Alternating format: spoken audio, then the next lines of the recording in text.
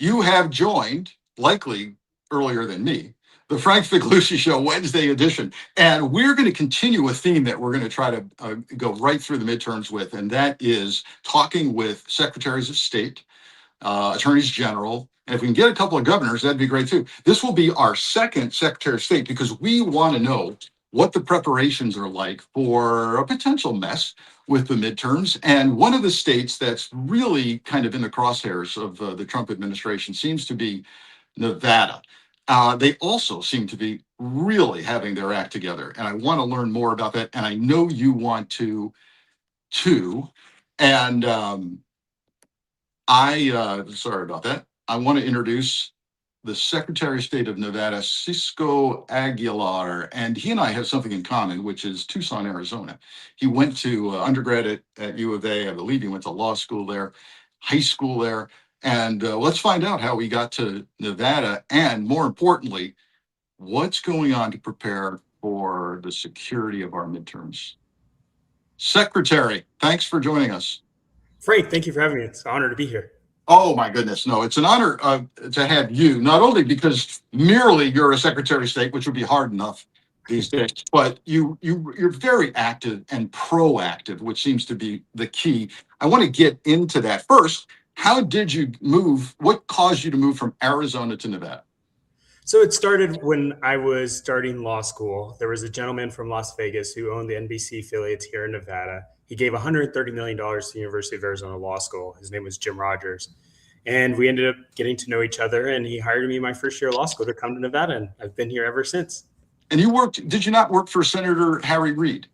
I did. I spent a semester and summer with his office in the leadership office. And it was an incredible experience. And that's what really opened my eyes to Nevada politics. Yeah, but I never intended to be in politics. I enjoyed politics, but I never intended to be in that. Right. So. Actually, that's probably a feather in your cap that you did not start out wanting to go into politics. All right. So you've been Secretary of State for Nevada for what now? Is it 4 years, 3 or 4 years? 3.5 years. I got elected in 22 and I took office in January 23. Yeah. And I've got a note with both happiness and dismay that your opponent was a MAGA conspiracy theorist. So good news, you defeated him.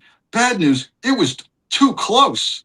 Yes. It was a close race for someone who is truly deep in the MAGA rabbit hole. But we'll move on from that. I think it's important to say it was my first political race ever.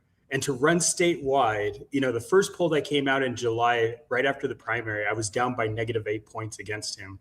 And we ended up winning by 2.8. So that swing was pretty substantial. And there was a lot of concern about me running for this position, given where we were as a country, what we were going to go through.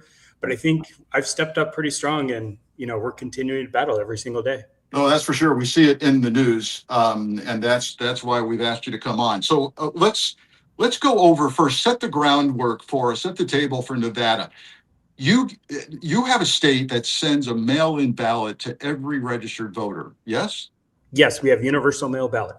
And but amen to that. It should be, as we've heard ad nauseum, it should be easier to vote and harder to cheat. That's the mantra that I'm using. And Nevada does make it easier to vote. And that must make it crazy. That must drive Republicans crazy. That you guys are making weird about. Well, there's a lot of statistics behind this. This isn't just anecdotal decision making. There is data behind the decisions we're making. Nevada runs some of the safest, most secure, and accessible elections. And accessibility doesn't have to come at the cost of safety and security. Nevada is a unique state. We're a diverse state. We're a 24/7 economy, both in Las Vegas, but also to the northeastern Nevada, where we have a lot of the mines. Nevada produces the largest amount of gold in the Western Hemisphere. So when you talk about a working class state, we are it. And we want to make sure those individuals have an opportunity to say what Nevada looks like moving forward. Yeah, that's what it's all about. On the harder to cheat side, let's get into that now. First, kudos, another feather in your cap and in the state legislature's cap and the governor as well. You guys supported and got passed legislation making it unlawful, and I believe a felony, correct me if I'm wrong. No, you're correct. To harass election workers. First, Thank you. Second, are you telling me that there are still states that might not have such a law? There are very few states who have this law. It was during the campaign in 22, listening to poll workers throughout the state talk about their experience and why they no longer wanted to be poll workers. And my mind was exploding. I was like, elections are about people. We need to protect the people that actually do the work we need them to do. They should not be subject to the harassment and intimidation they were experiencing because most poll workers are women. There are mothers, our daughters, our wives, our grandmothers. Like these people are committed to making sure our elections work, and to know they were being threatened, it was just crazy to me. So I immediately went to the legislature. I won in November, took office in January. Legislature started in February, introduced a bill that made it a felony to harass these people, and it passed the legislature unanimously on an expedited timeline, and immediately hit the governor's desk, and the governor signed it immediately, did a press conference with me. Yeah. Because this is not a political issue. This is about ensuring people feel safe and secure. And your governor is a Republican. Yes. You're a Democrat.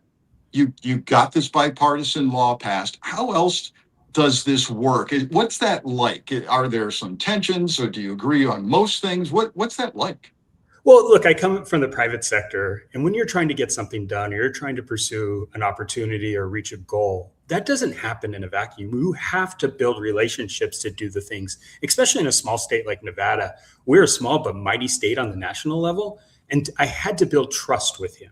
And I had to get him to understand what I was trying to accomplish, but also recognize that we were not going to agree on certain policy issues. But we would recognize those differences and work together on things we could accomplish. And that bill was one of those things. And gratefully, he sets the budget. I need him to be convinced that what I am submitting to him in my budget is really what is needed to do what we need to do. And he needs to have buy-in into those initiatives and those efforts. And there was a significant amount of money in there to replace our entire elections infrastructure. Aha, a topic near and dear to my heart. So let's get into the weeds on infrastructure. What's it like to vote in Nevada? What security measures are in place? How is it harder to cheat these days?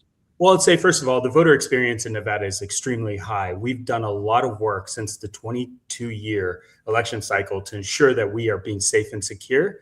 Recently, MIT actually ranked our election second in the country for our cybersecurity, for our voter experience, but also to the technology and infrastructure we've put into this place. We've completely replaced our machines that were used in person. They still look the same, but the systems behind them are new. We have what are called ballot marking devices. In their glorified iPads, a voter shows up in person, checks in on our new system that is quick, fast, efficient, but safe and secure with good information for the poll worker to identify that voter. They go to vote. They vote, and then at the end, their ballot gets printed for them. They take that paper ballot and they stick it in the tabulator themselves. What this did was give that voter experience high grade, but it also increased our security, because before, every voting machine had its own flash drive. Now the tabulators are what have the flash drives, and you go from having 50 machines in a polling location, 50 flash drives, to maybe 2 or 3 in that polling location now. That increases the overall security of our system, but also increases the efficiency of being able to count. And then we have digital voting, and we have universal mail ballots. There are security processes behind all of these things. And the cybersecurity we have to have, look, Nevada is a battleground state. We know foreign adversaries are interested in what we're doing in Nevada, because what happens in Nevada is happening in the rest of the country. And so we need to be sure. And my struggles with cybersecurity started under the Biden administration. I reached out to CISO when we were building our new system and had some questions. And unfortunately, they weren't very responsive or very helpful. And I have a former boss who said, if you want to get something done right, you better do it yourself. And I thought, Nevada, you better do this yourself. We can't count on the federal government. Yeah, for sure. So what's on everybody's minds these days, and not without merit, is a real concern that we could see some ugliness at polling places, particularly in swing states, purple states. Sean, let's play the clip of the very recent clip, like less than 24 hours old, of Donald Trump. First, we've got Donald Trump, and we've got Attorney General Blanche saying things that should really make the hairs stand up on the back of our necks. So, Sean, give us one or both of those. So let me put an idea in your head, okay? Because it's so hard to get the Senate to do anything, now they're on recess, they don't get anything done if they never get the Save America Act done. You have the right to declare a national security emergency for elections. And the Supreme Court ruled in 1983 under Reagan that INS versus Chadha, that if you declare a national security emergency as the President of the United States, they can't challenge it. It can only be overturned by a 2/3 vote of both houses of Congress. So if you do this in the next month, we will get photo ID, proof of citizenship, and a limit to mail-in ballots. And Let you me don't just even say that need stranger the things Senate have vote. happened. Okay, I'll leave it at that. All right, we'll leave it at that. Sure, of the uproar of the risk of having a border patrol or an ICE agent at a polling location or looking into whether somebody is voting that shouldn't be. If you are here illegally, you cannot vote.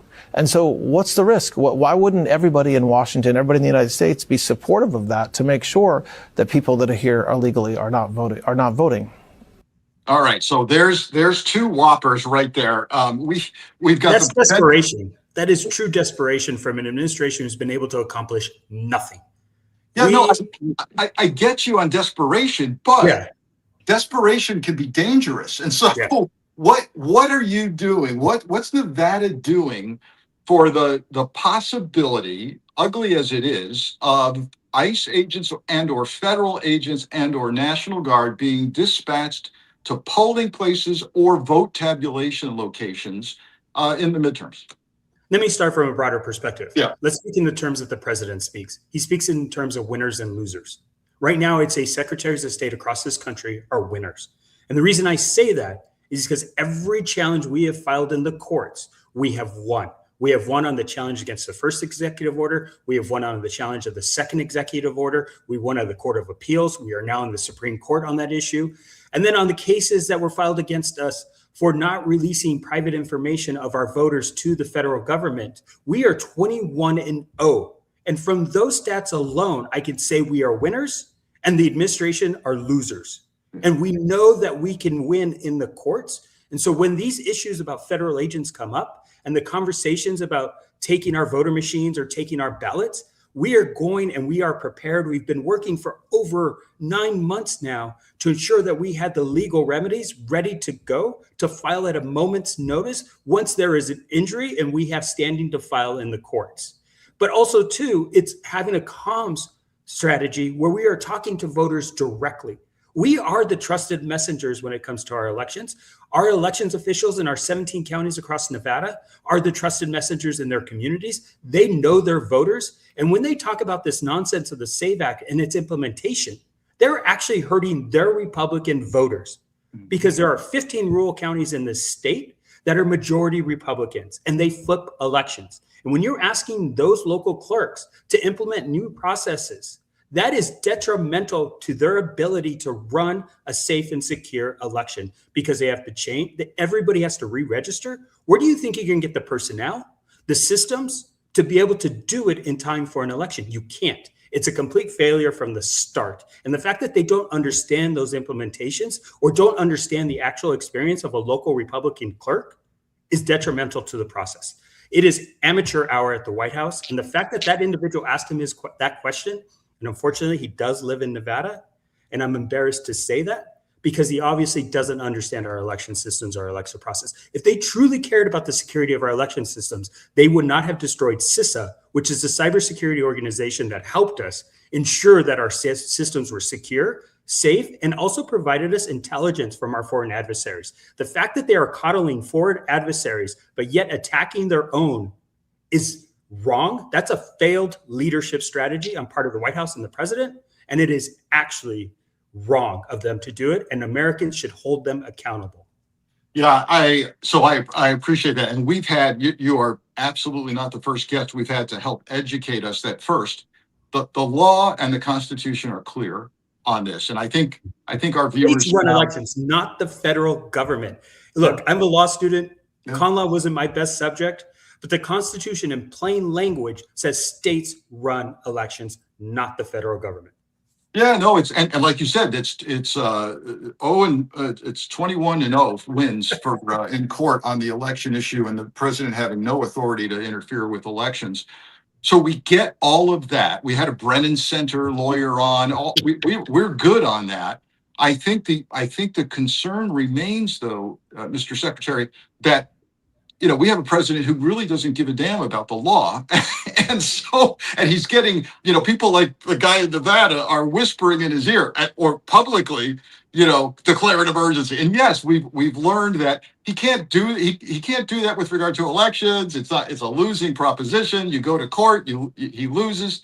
The question I have, and this gets kind of, you touched on this with your comms strategy, which is, okay, got it, but the delay and potential confusion of him trying to do it in the midst of voting, or we all talk about the tabletop exercises for the day of voting, leading up to voting.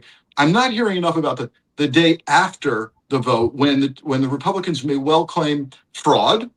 Look at Atlanta. Look what we found. We found 16,000 people in Nevada, registered to vote allegedly. Which is complete bullshit, by the way. Well, yeah.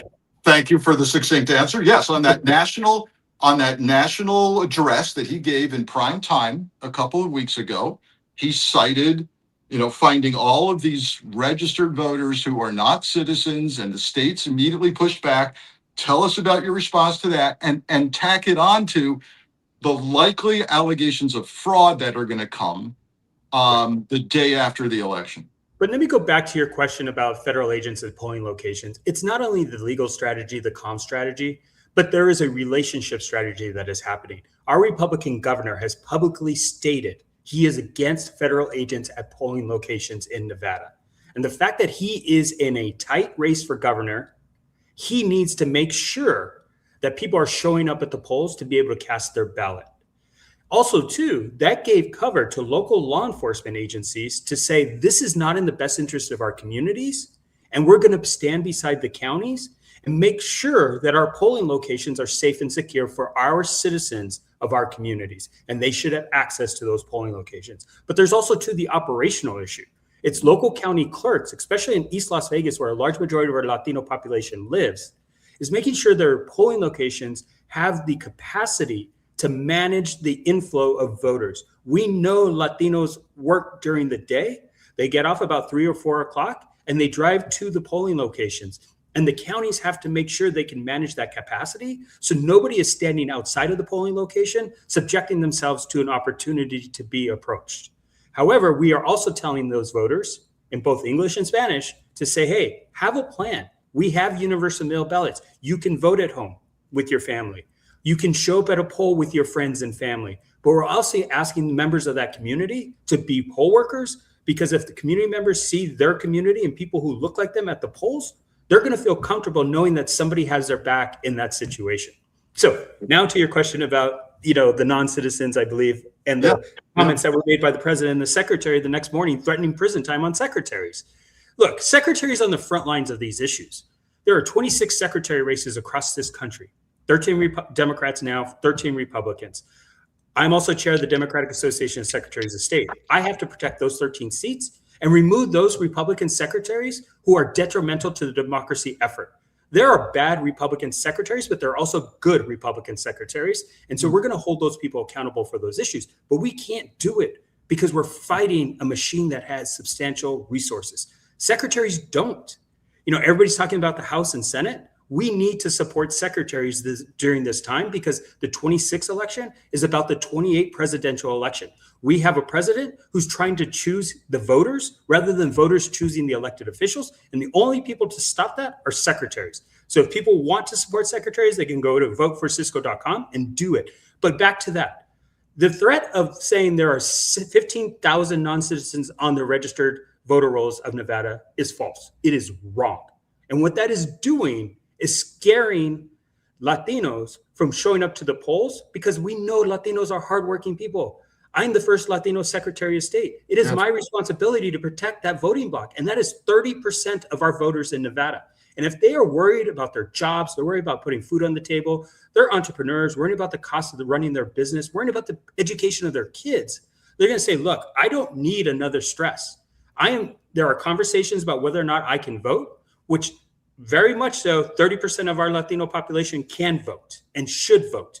But the problem is they are going to self-select out because they don't need the added stress. And that's where we have to come in and say, no, you have the right to vote. You have a right to say. We know the road to the White House runs through Nevada, and that you are going to pick the next president of the United States. And you need to make sure, we need to do what South Carolina did during redistricting. We need to show up en masse and push back with our vote, because it's a one time where every American is equal. It doesn't matter how much money you have in your bank account. It doesn't matter where you went to school, what degrees you have. It doesn't matter what kind of car you drive. What matters is that we all get an equal say in what the future of our state and our country look like.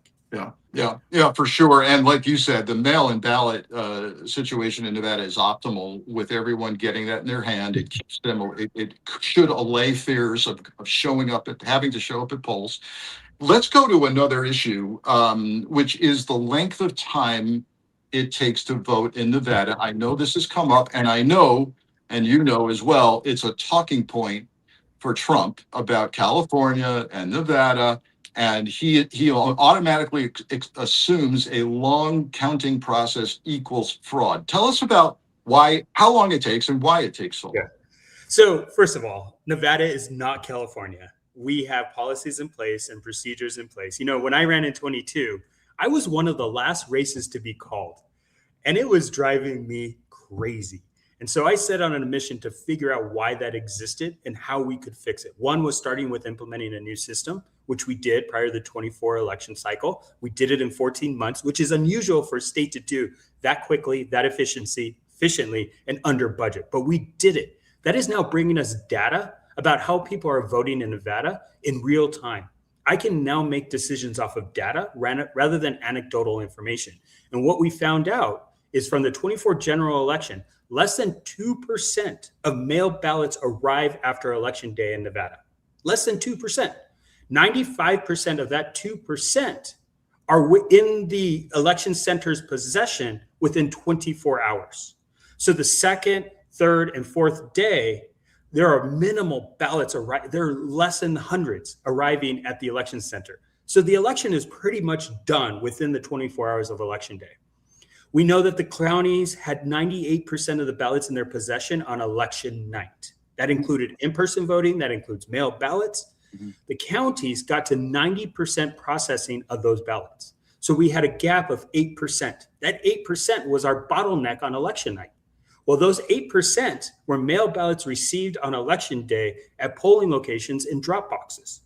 So those sat there all day, and at the end of the day, the county picked them up, brought them to the election center to begin processing. By that time, you're starting to process in-person voting. You're starting to do a lot of things that are required on election night. So they got behind. That was a bottleneck. So this recent primary we had a few weeks ago, we started multiple day pickups to be able to start processing those ballots earlier in the day. The challenge is in the middle of all of this operational changes, these processing changes, the United States Postal Service decides they're not going to postmark mail ballots in the evening. They stopped processing mail and postmarking all mail in the evenings of the nights. So now there's only one time to get a postmark and for the mail to be processed, and that's in the mornings. So now voters shifted and put even greater burden on election day drop boxes at polling locations. So we have to figure out how to solve that nuance now. But in Nevada, we can start processing mail ballots 2 weeks before election day. So any mail ballot that comes in, the counties receive it, start processing. So it's ready. The counties are ready to go on election day. It's the demand on election day is where they start to build that bottleneck. So I went to the legislature and I introduced a bill to say, hey, anytime and it's also the counties changing behavior. This is a change in behavior issue. Yeah. County administrators are no longer these people who set up polling locations, advertise, educate voters. They are data management information system processors. They have to understand how to process. They have to understand data. They have to understand flow. And so it's a learning opportunity for them to be able to do this. And so I'm on a mad mission. We introduced legislation to say any county that receives a mail ballot has to process that mail ballot within 2 hours. Unfortunately, the governor vetoed that bill, and he's one of the loudest voices about capacity and processing times. And I said, hey, we tried to figure this out. Now we have to figure out other opportunities to do what we need to do to give. We also built a website. We built a dashboard to show voters in real time. It updates every 6 minutes to say how many people are voting in person. It's broken down by county, precinct. It also shows how many mail ballots are received by the county. Yeah. It also shows how many have been processed, how many rejected, how many go to signature care, because that transparency is key to the trust we're talking about. We need voters to understand how the process works. We need them to see, look, we have more information about a pizza delivery than we do sometimes about our ballots. And the consumer is educated about that pizza process, and the mail ballots need that same transparency and that same information flow. Really good point. Really good point. A lot of information. Yeah, no, this is good stuff, and I also like the fact, and it's okay that you've identified a gap, right? That's half the battle. My FBI career, and then later corporate security was a large part of that. Was what is it that concerns us that needs to get addressed? Where are our knowledge gaps? Where's the weakest link? And if it's that post stamp or not, the evening of the election day, getting the mail-in ballots quickly to the counties to get tabulated. Yeah, that's good. That's a good process. Let's talk about a tabletop exercise. Let me throw a scenario at you. Okay. All right. So, and it's certainly not conjecture. We've seen what Trump has done with Fulton County and the seizure of ballots. To my amazement, the FBI got a federal magistrate to sign off on a search warrant that allowed them to seize all the ballot-related materials for Fulton County. They got that because they alleged, although it was old discounted stuff, they appeared to allege some form of fraud. Then we had the national address by the president, where he again says he's found fraud. And now people are saying, look, he's laying the groundwork on election day or the day after or days after. If he doesn't like what the polls are showing, the exit polls are showing, he now says, hey, DOJ monitors, tell us that you found fraud in Nevada in key precincts. Or FBI director, who I own, right? Yeah, my FBI director. I want another Fulton County. I want an affidavit in front of a friendly magistrate that says we think we smell fraud, even if it's based on, what we found throughout the country. We're going to say we theorize there's fraud. Here comes the search warrant to seize ballots. What does that look like? So first, we had to deal with this a bit during the primary. We worked with our lawyers. Again, I think we have some of the best lawyers in the country. A lot of the lawyers that used to be in the DOJ that did this work on the government side are now in the private sector, and they're mad. Mm-hmm. And they want to be engaged in this process, and they want to hold these individuals, these bad actors in the federal government, accountable. So the fact that we have the brain trust on our side to assist us in these efforts, we are working to make sure. So we put out guidance to our local county clerks, both for one, if federal agents showed up at a polling location, and two, if they received a subpoena or a mandate from a judge that they turn over the voting machines or the ballots. And look, some of these counties don't have great support from a legal perspective. So we have to have a strong relationship from the Secretary of State's office with these county officials. We meet with them every other week. My elections deputy, who has served 20 years in the Marines, is committed to this. He committed his life to protecting our freedoms. Now he's working again because he's trying to protect the fundamental right to vote. And these county clerks really respect him. He's built trust with them. And so when these issues come up, the first phone call is going to be to him. And we have a plan ready to go, say, okay, if this occurs in this county, these are the three things we need to do immediately. One is send us the subpoena.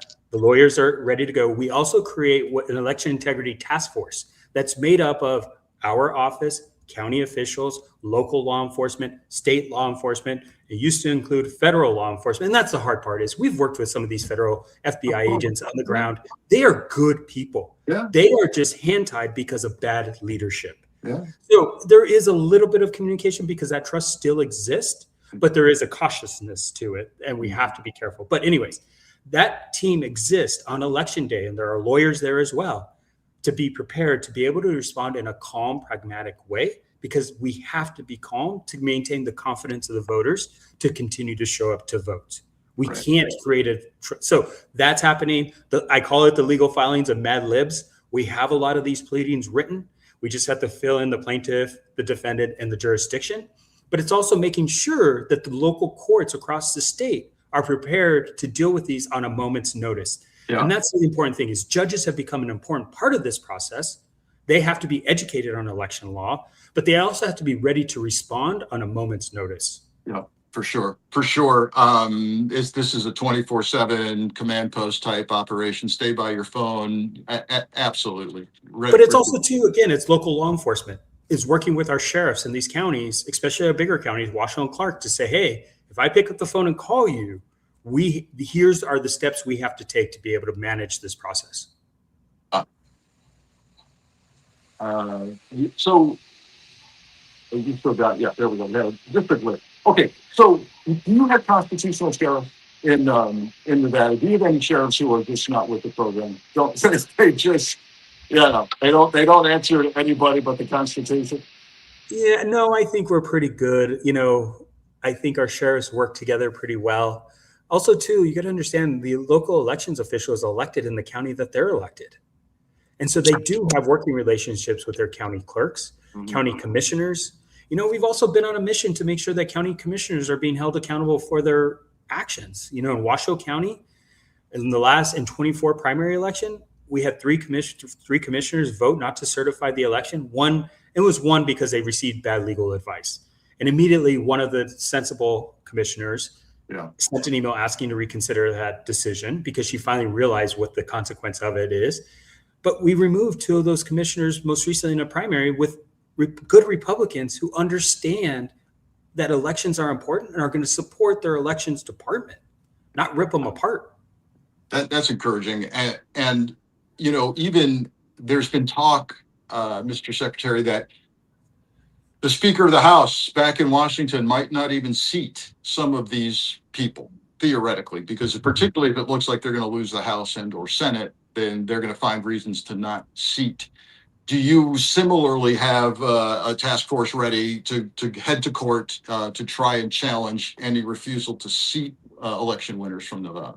That's a conversation at the national level that we are working with the other committees. DAS is a committee of the DNC, and we're working with the DSCC, the DCCC, but also working with constitutionalist lawyers who are there to understand that, hey, this is a critical moment in our country's history. Yeah. I have faith in our Supreme Court that they're going to make the right decision. They made the right decision in the Watson case most recently and how it impacted mail ballots. I sat in the hearing watching the justices debate this issue, ask the questions. And I have faith that we have some justices who truly understand that elections belong to the states and the federal government has no responsibility to engage administratively in these elections. And hopefully our case now against the second executive order about the United States Postal Service and their acquisition of data files fails before the Supreme Court. And I think that action is going to be important to the American public to say the Supreme Court is going to stand up when we need them to stand up. Yes, there are some justices that are going to play politics and they're going to politicize the Supreme Court, but there are some justices who are going to stand up and understand what the future of our country means. Yeah, I think so. I think it couldn't be more more clear constitutionally. I also think, and you referenced this with decent Republicans, we're already seeing cracks in the MAGA armor, and this may well be the red line that can't be crossed, particularly in Nevada. If Republicans in power are going to pick up the phone and call Trump and go, "Hey, you're not doing this in my state. You're not doing it. It hurts me," as you said. I could lose my election because you've got this cockamamie idea. And the fact that our governor's race is really contested and you have a Republican incumbent, it's going to hurt him more than it's going to hurt anybody else. And I think he's smart enough to know that.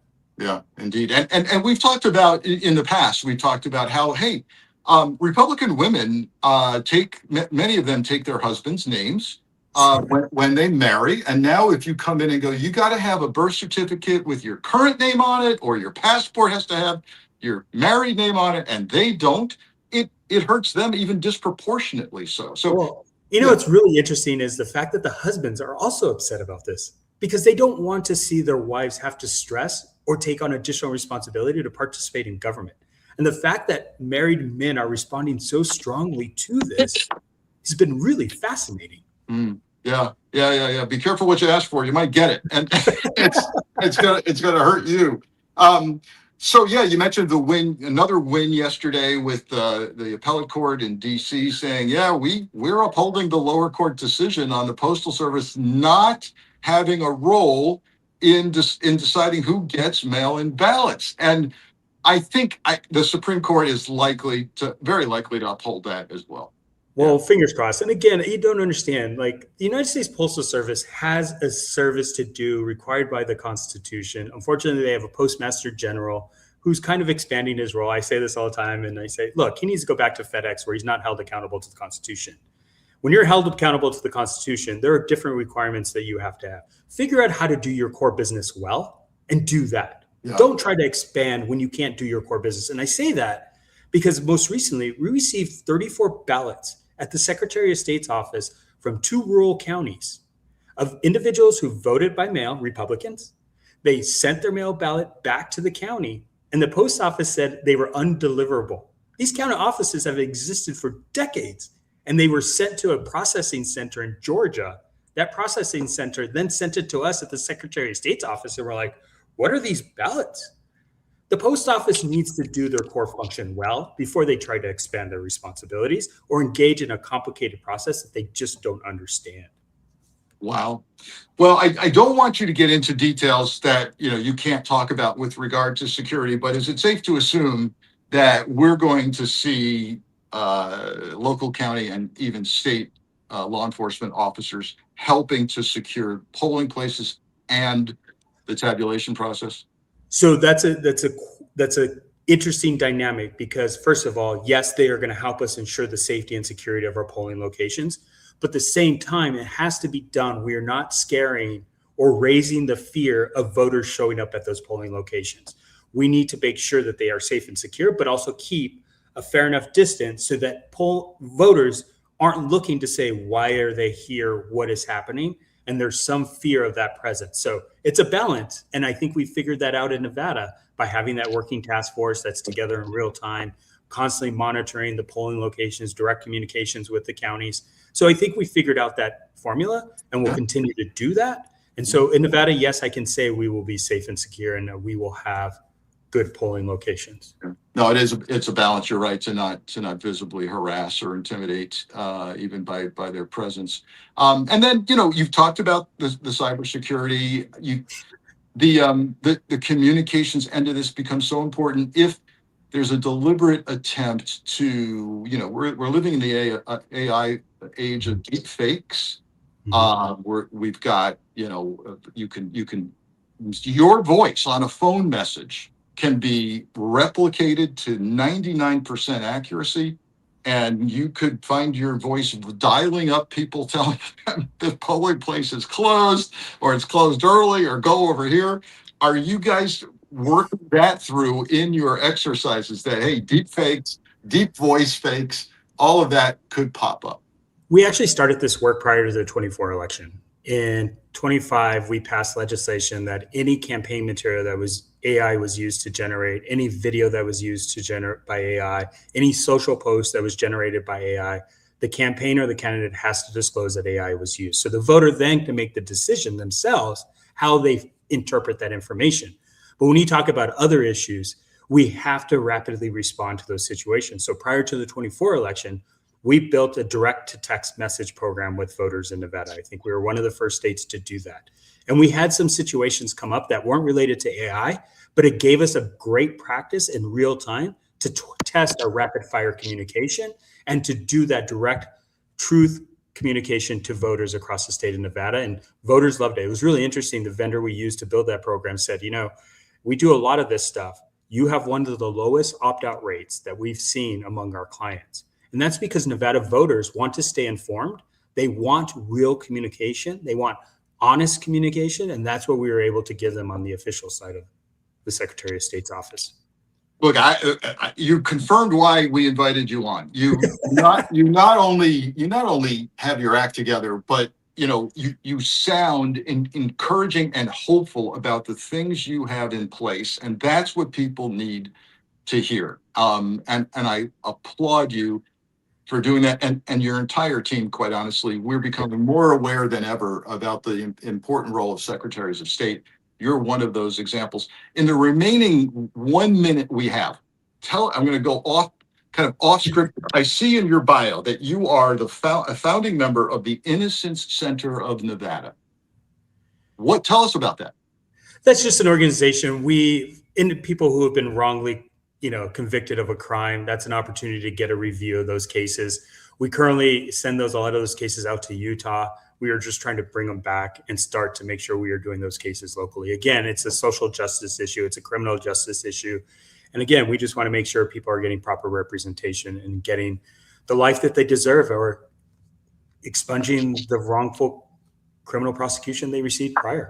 Yeah, it's all about justice, and getting people access to justice, which is getting harder these days. Thanks for everything you do. We'll keep watching Nevada as one of the leaders in the country. I'm glad you're in touch with others and even leading a Democrat Secretaries of State organization. There's even one funnier dynamic. Please. The secretary in Arizona, Adrian Fontes, is my cousin. And so we say this is a family business. So we take this very seriously. And it's awesome that the two heavy Latino states, battleground states, are run by two Latino secretaries of state. So when this argument and this bullshit comes about non-citizens, we are ready to go. Yeah, you guys are linked not only by phone, but perhaps what's up? It's the ultimate connection. We'll continue to feature some of the best secretaries of state as we move along. Thanks for what you do. Thank your team for all of that. And I hope our viewers have taken away some things from this, which is, look, states are getting ready. They're very ready. And ultimately, the courts have told us over and over again that a president cannot interfere with the elections. He's going to try it. And he may even get pushed back, not just by the courts, but first by his own Republican members. And that would be the optimal situation. Secretary Aguilar, thanks for joining us. Thanks for what you do. How can people help, follow? Mention your website again, or where they can follow you. Well, they can go to voteforcisco.com. They can check out the website. Our social channels are on there. They can follow us on social media. But again, it's also looking at Dem secretaries of state and making sure that they're supporting the battleground secretaries that are up for re-election in 26, but also two Democratic secretaries across the state, and good Republican secretaries too. The secretaries in some of these states across the country. In Utah, it's the lieutenant governor. New Hampshire has a great secretary of state. So they exist and they're doing the great work. Idaho does some great work as well. Yeah, we need more people who take their job seriously, regardless of party. Thanks again. We'll check you out online. We'll follow you and your website, and we'll touch base later on as we get closer. Thank you, sir. Thank you, Frank. Appreciate it. Good luck. Best wishes. Right. Thank you. All right. Well, you can see why we had Secretary Aguilar on, the first Latino elected Secretary of State in Nevada. And it matters. It matters because of the significant population there that you heard about, that works hard for a living and has to get to the voting place. But yes, they've got mail-in ballot options that, gosh, a great state that gives everybody a mail-in ballot that's registered to vote. You heard the secretary push back on the ridiculous notion of 16,000 or so non-lawful people registered to vote. We're going to hear this theme keep coming up, but good, bright people who take their job seriously are ready for it and closing the gaps as we approach. We'll keep doing it, folks. I'll see you Friday for Frank Fridays, and I hope you join me there. Got a great column out today, lest I forget. Wednesdays is when my column for Lincoln Square comes out. This one's going to blow you away. It's free to paid subscribers on my site, on the Lincoln Square site. And it blew me away because it's about the fact that the very broligarchs, the wealthy billionaire tech titans that helped create AI, are now building bunkers, elaborate, remote, faraway bunkers for themselves and their families. And I tie it into two other recent news articles. First, that the Pentagon is reportedly considering a new strategy on the use of tactical nuclear devices, small tactical nukes. By the way, there's nothing small about the catastrophic damage a nuclear device can still do, but we tie that to yet another story that AI keeps defaulting to the nuclear option when they do tabletop war games. So tie those things together. The AI that's been developed by these oligarchs is defaulting to the nuclear option. The Pentagon has drafted a plan to more increasingly use small tactical nukes in regional warfare, perhaps against China or Russia. Could be because we're running out of missiles, folks. And now the story, astounding story coming out by the Financial Times, that these tech titans are ready to hunker down in faraway bunkers. Read it, message me back as to why you think these remote bunkers are being constructed. I'll see you on Friday. Thanks.